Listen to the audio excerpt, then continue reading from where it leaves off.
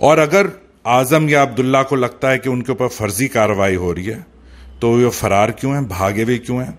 और आजम या उसका बेटा नहीं चाहता है कि उनकी पोजीशन पता चले कानून को कि वो कौन से शहर में कहां पे, इसलिए उन्होंने कर्मी वापस करके और फरार हो गए। आजम को ना उसके परिवार में किसी को भी कोई जानना तो जानकारी है ना इंटरेस्ट है हिस्ट्री, लिटरेचर, कल्चर, हेरिटेज, किसी भी चीज के बारे में, इसलिए तो उसने जमीन पे फेंक दिया। उसके लिए कोई वैल्यू नहीं थी, सिर्फ ये थी मदरसा आलिया की है वो मेरे पास होना चाहिए, हवस जो होती है एक हवस। और यहां तक कि आजम तो किले को, रजा लाइब्रेरी की बिल्डिंग को भी तोड़ना चाह रहा था।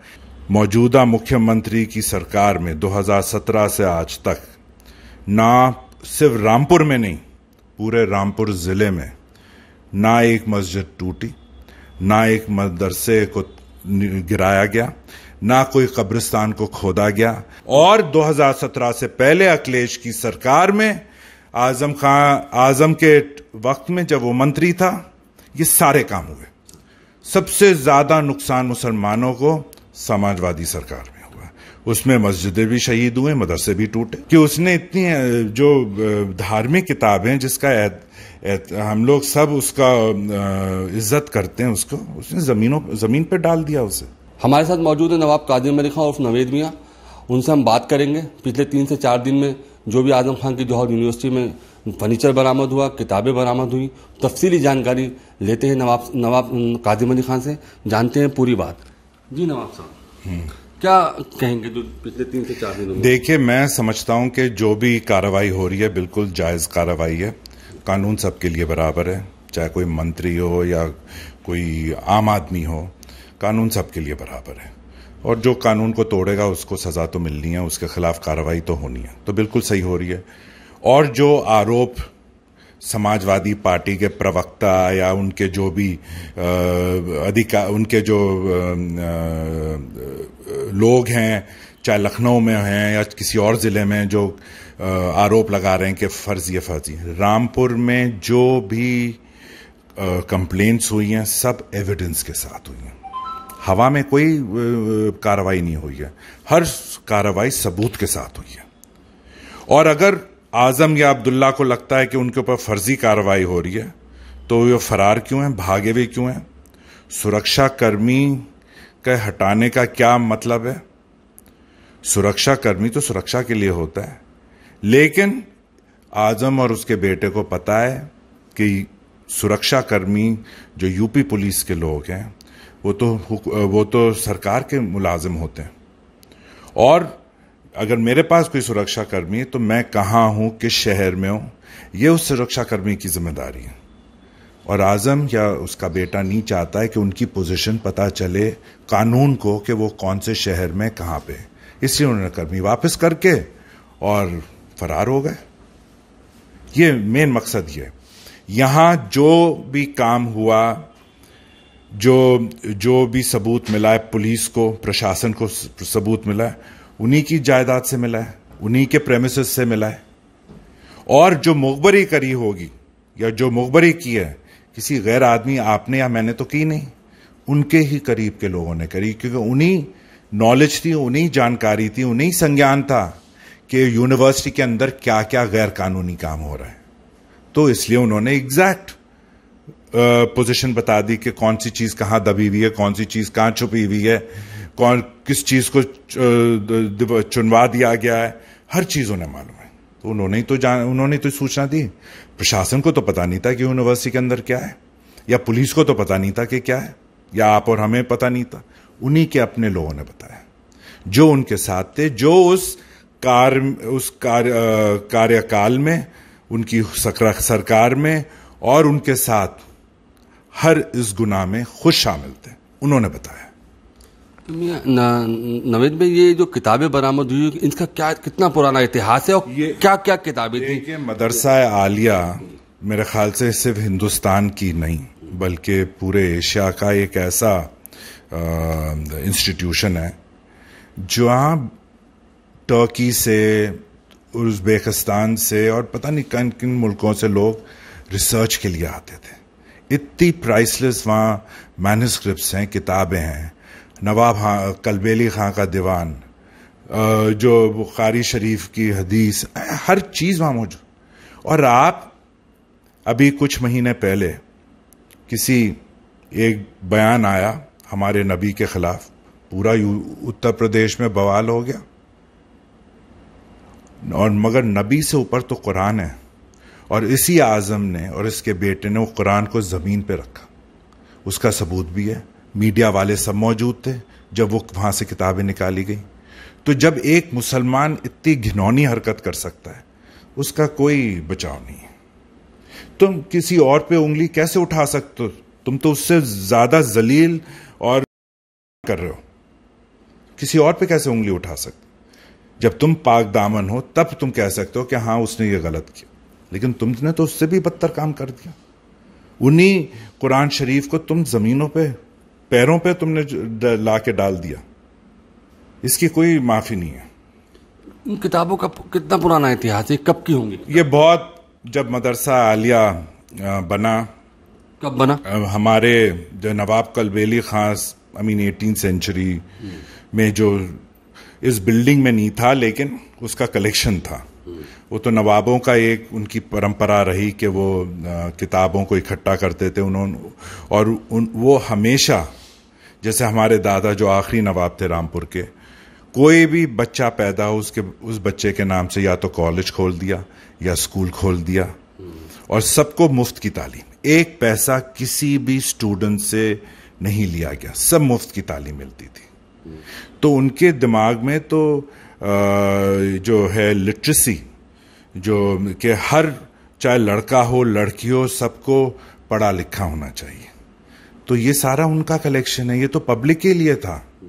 जब रिसर्च स्कॉलर्स आके उसमें उससे स्टडी करते हैं अलग अलग मुल्कों के, मैं आपको बताऊं, उज़्बेकिस्तान में वहां के जो नेशनल हीरो हैं वो हैं अमीर तैमूर। जब उज़्बेकिस्तान सोवियत यूनियन का हिस्सा था तो कम्युनिस्ट ने सारी हिस्ट्री खत्म कर दी।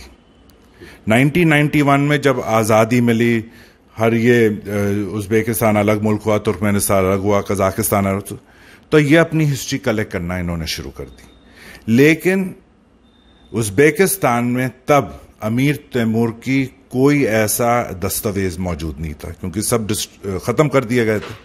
लेकिन हमारी रजा लाइब्रेरी में या मदरसा आलिया में अमीर तैमूर की लिखी हुई मैन्युस्क्रिप्ट्स हैं, जिसकी तो मैं ख्याल से आप कीमत भी नहीं लगा सकते। इनको क्या पता? ना आजम को ना उसके परिवार में किसी को भी कोई जानना तो जानकारी है ना इंटरेस्ट है हिस्ट्री, लिटरेचर, कल्चर, हेरिटेज, किसी भी चीज के बारे में। इसलिए तो उसने जमीन पे फेंक दिया।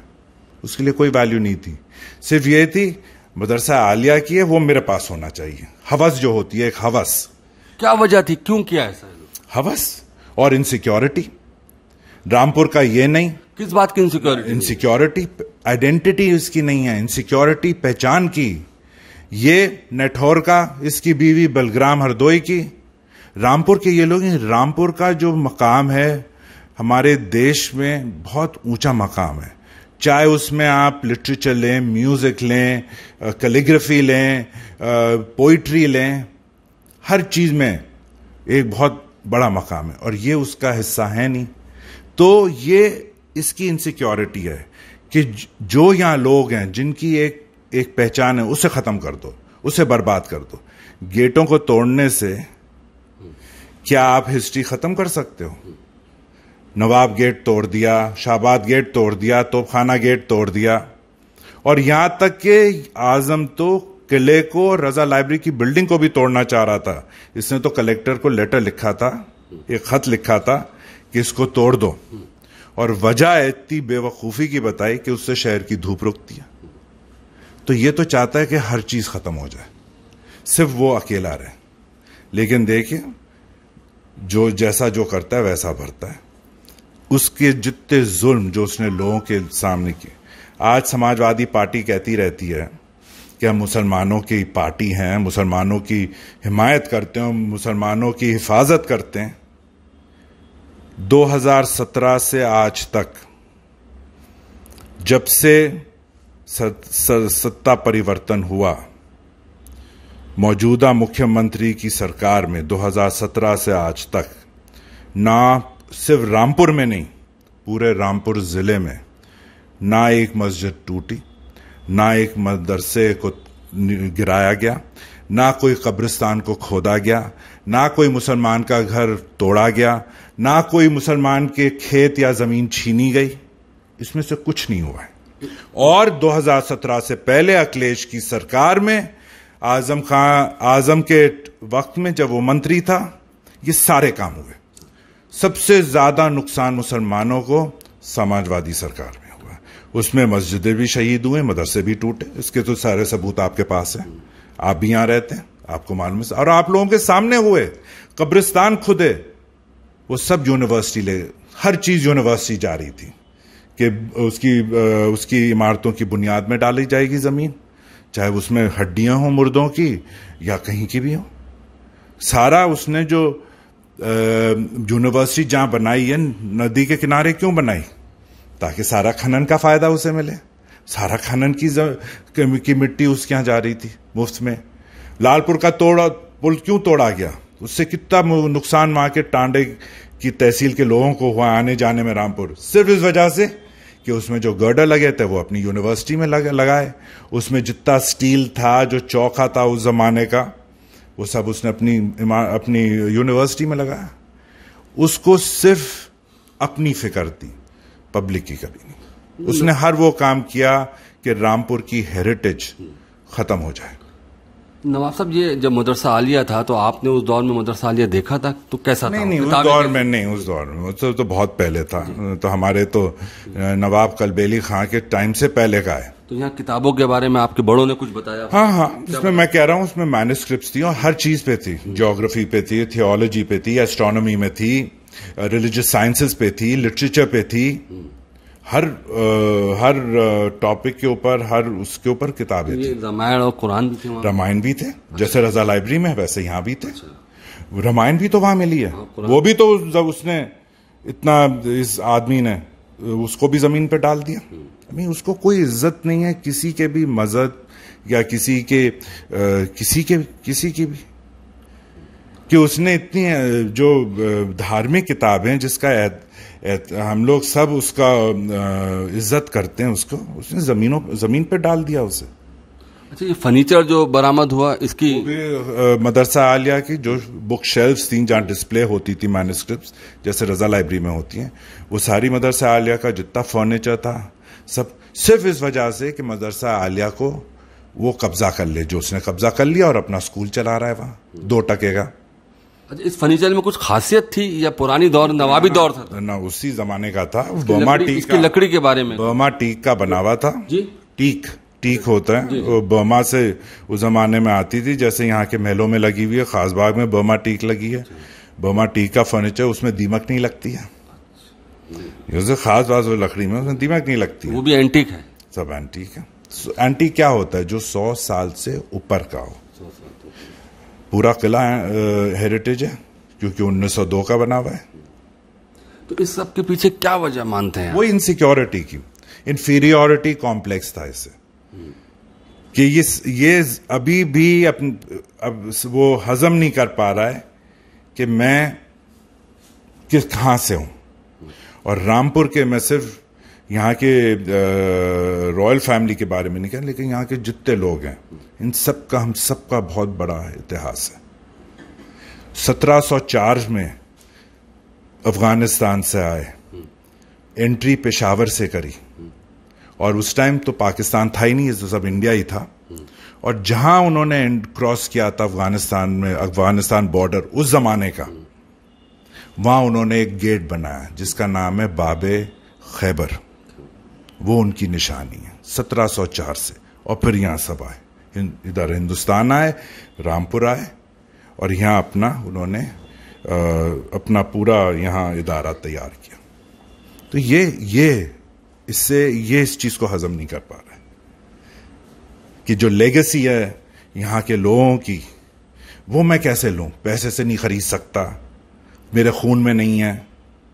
तो अपने नाम के आगे खान भी लगा लिया, ये खान थोड़ी है।